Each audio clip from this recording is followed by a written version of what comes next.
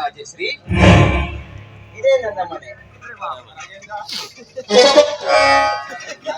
ನಿಮ್ಮ ಮನೆ ಚಿಕ್ಕದಾದ್ರೆ ಒಗ್ಗಟ್ಟಾಗಿದೆ. ನೀನು ಇಲ್ಲಿಯವರೆಗೂ ಹಾಲಿನಂತ ಅರಮನೆಯಲ್ಲಿ ಬೆಳೆದವಳು, ಸಿಟಿಯಲ್ಲಿ ಮಹಾರಾಣಿಯಂತೆ ಜೀವನ ಸಾಗಿಸಿದ ನಿನಗೆ ಇಲ್ಲಿ ಸ್ವಲ್ಪ ತೊಂದರೆಯಾಗಬಹುದು. ಮನೆ ಚಿಕ್ಕದಾದ್ರೇನು, ಮನಸ್ಸು ದೊಡ್ಡದಾಗಿದೆಯಲ್ಲ, ಅಷ್ಟೇ ಸಾಕು. ನಾವು ಪ್ರೀತಿಸುವ ವ್ಯಕ್ತಿಗಾಗಿ ಜೀವನದ ಸುಖ ಭೋಗಗಳನ್ನಷ್ಟೇ ಅಲ್ಲ, ತಮ್ಮ ಪ್ರಾಣ ಕೊಡೋದಕ್ಕೂ ಸಿದ್ಧವಾಗಿರಬೇಕು. ಅದೇ ನಿಜವಾದ ದಾಂಪತ್ಯ ಜೀವನ. Very good Rajashree, very good. ಹಿಂದಿನ ದಿನದಲ್ಲಿ ಕಾಲೇಜ್ ಕಲಿತ ಕನ್ಯೆಯರೆಲ್ಲ ಹೆಣ್ಣುತನದ ಸೀಮಾಂತಿಕ ರೇಖೆಯನ್ನು ದಾಟಿ ವೆಚ್ಚ ಪ್ರವೃತ್ತಿಯನ್ನು ಮೈಗೂಡಿಸಿಕೊಂಡು ದುಂದು ವೆಚ್ಚ ಮಾಡುತ್ತಾ ಗಂಡನ ಜೀವವನ್ನೇ ಕಂಡ ನನಗೆ ಇನ್ನು ಸಮಾಜದಲ್ಲಿ ನಿನ್ನಂತ ಹೆಣ್ಣುಗಳಿದ್ದಾರೆ ಎಂಬುದು ನನಗೆ ಗೊತ್ತೇ ಇರಲಿಲ್ಲ. ಶಿಕ್ಷಣ ಇರುವುದು ನಮ್ಮ ಜೀವನದ ವಿಕಾಸಕ್ಕೆ ಹೊರತು ನಮ್ಮ ಜೀವನವನ್ನ ಅಧೋಗತಿ ಮಾಡಿಕೊಳ್ಳಲ್ಲ ಅಲ್ಲ. ನಾವು ಕಲಿತ ವಿದ್ಯೆ ನಮ್ಮ ಜೀವನಕ್ಕೆ ಪೂರಕವಾಗದೆ ಹೋದ್ರೆ ಅಂತ ವಿದ್ಯೆ ನಮಗೆ ಉಪಯೋಗ ಆಗುತ್ತಾದ್ರೆ ಹೇಗೆ? ಅಡೆ ರಾಜಶ್ರೀ, ದೂರ ಪ್ರಯಾಣ ಮಾಡಿ ಬಹಳ ಆಯಾಸಗೊಂಡಿದೆ. ಮೊದಲು ಮುಖ ತೊಳೆದುಕೊಂಡು ಈ ಮನೆಯಲ್ಲಿ ಇವಾಗ ಬಂದೇನಪ್ಪ. ಬರ್ಬೇಕಾದ್ರೆ ಒಂದು ಪತ್ರವನ್ನು ಸಹಿತ ಬರಲಿಲ್ವಲ್ಲೋ? ಹೇಳಲಾರ್ದೆ ಹಾಗೆ ಬಂದಿದ್ದೀಯಾ? ಪತ್ರ ಬರೆಯಲು ಸಮಯವಿರಲಿಲ್ಲ, ಹಾಗೆ ಬಂದು ಬಿಟ್ಟೆ. ತಮ್ಮ, ಇವಳೇ ಯಾರಪ್ಪ? ಅವಳು ನನ್ನ ಹೆಂಡತಿ.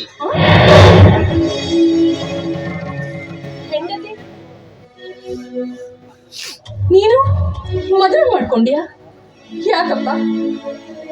ಮದುವೆ ಮಾಡ್ಕೊಳ್ಬೇಕಾದ್ರೆ ನಿನಗೊಬ್ಳ ಅಕ್ಕ ಇದ್ದಾಳೆ ಅನ್ನೋ ನೆನಪಿರ್ಲಿಲ್ವೇ ನಿನಗೆ? ನನಗೆ ಹೇಳ್ಬೇಕನ್ನೋದು ನಿನಗೆ ಗೊತ್ತಾಗ್ಲಿಲ್ವೇನು? ಯಾಕೆ ಮಾಡಿಕೊಳ್ಬಾರ್ದಕ್ಕೇನು? ಮಾಡಿಕೊಳ್ಬಾರ್ದು ಅಂತ ನಾನು ಹೇಳಿಲ್ವೋ? ಮದುವೆ ಮಾಡಿಕೊಳ್ಳೋಕ್ಕಿಂತ ಮುಂಚೆ ನಿನ್ನ ಜೀವನದಲ್ಲಿ ನಾನು ಒಬ್ಬಳು ಇಟ್ಟಿನಲ್ಲ ಅನ್ನೋದನ್ನ ಅಂತ ಕೇಳ್ತಾ ಇದ್ದೀನಿ. ಹೇಳು ಹೇಳು. ಮನೆಗೆ ಬಂದೊಡನೆ ಪ್ರಾರಂಭಿಸಿದೆಯಾ ನಿನ್ನ ಹಾಳು ಕಥೆಯನ್ನ? ಸುಮ್ಮನೆ ಯಾಕೆ ತಲೆ ಬಿಸಿ ಮಾಡುತ್ತೆ? ಮೊದಲೇ ಬಿಸಿಲಿನಲ್ಲಿ ದಣಿದು ಬಂದಿದ್ದೇವೆ. 2 ಲೋಟ ಪಾನಕವನ್ನಾದ್ರೂ ಮಾಡಿಕೊಂಡು ಬಾ, ಆಮೇಲೆ ಬೇಕಾದ್ರೆ ನಿನಗೆ ಎಲ್ಲ ವಿಷಯ ಹೇಳುತ್ತೇನೆ. ಆಗ್ಲಪ್ಪ, ತರ್ತೇನೆ.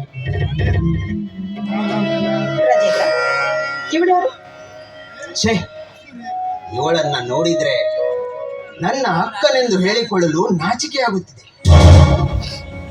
ಹೇಗಾದ್ರೂ ಮಾಡಿ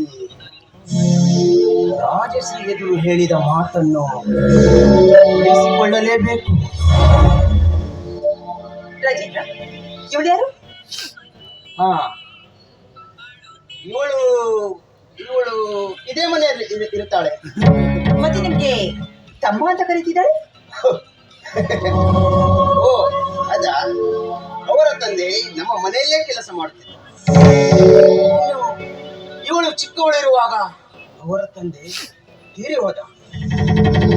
ಆಗ ನಮ್ಮ ತಂದೆಯವರು ಇವಳನ್ನ ನನ್ನ ಜೊತೆ ಜೋಪಾನ ಮಾಡಿದ್ರು. ನಾವು ಚಿಕ್ಕವರಿರುವಾಗ ಇಬ್ಬರು ಸೇರಿಯೇ ಆಡುತ್ತಿದ್ದೆವು. ನಮ್ಮ ತಂದೆಗೆ ಹೆಣ್ಣು ಮಕ್ಕಳು ಇಲ್ಲದ ಕಾರಣ ಇವಳನ್ನ ತುಂಬಾ ಪ್ರೀತಿಸ್ತಿದ್ರು. ಈ ಮನೆಯಲ್ಲಿ ನನ್ನಷ್ಟೇ ಅಧಿಕಾರ ಅವಳಿಗೂ ಇದೆ ಎಂಬಂತೆ ಜೋಪಾನ ಕೂಡ ಮಾಡಿದ್ರು. ಆ ಸಲಿಗೆಯಿಂದಲೇ ಅವಳು ನನ್ನನ್ನ ಹೆಸರಿಟ್ಟು ಅಥವಾ ತಮ್ಮನೆಂದು ಕರೆಯುತ್ತಾಳೆ. ಅವಳ ಹೆಸರೇನು? ಶೀಲವತಿ ಅಂತ. ಅವಳಿಗೆ ತಾಯಿ ಕೂಡ ಇಲ್ಲ. ಇವಳ ಹೆರಿಗೆಯಾಗುವಾಗಲೇ ತೀರಿ ಹೋದಳೆಂದು ಅವಳ ತಂದೆ ಹೇಳುತ್ತಿದ್ದ. ಹಾಗಾದ್ರೆ ಅವಳಿಗೆ ಯಾರು ದಿಕ್ಕಿಲ್ಲವೇ? ಯಾವನೋ ಒಬ್ಬ ಅವಳ ಮಾವ ಅಂತ ಇದ್ದಾನೆ. ನನಗೂ ಅಷ್ಟೊಂದು ಪರಿಚಯವಿಲ್ಲ. ಯಾಕೆಂದ್ರೆ ನಮ್ಮ ತಂದೆಯವರು ನಾನು ಚಿಕ್ಕವನಿರುವಾಗ ನನಗೆ ಸಿಟಿಗೆ ಶಾಲೆ ಕಲಿಯಲು ಪಾಪ, ದೇವರು ಎಲ್ಲರಿಗೂ ಎಲ್ಲವನ್ನೂ ಕೊಡೋಲ್ಲ ನೋಡಿ. ಪಾಪ, ಒಂಟಿ ಹೆಣ್ಣು. ನಿಮ್ಮ ತಂದೆಯವರು ಅವಳಿಗೆ ಆಶ್ರಯ ಕೊಡದೆ ಹೋಗಿದ್ರೆ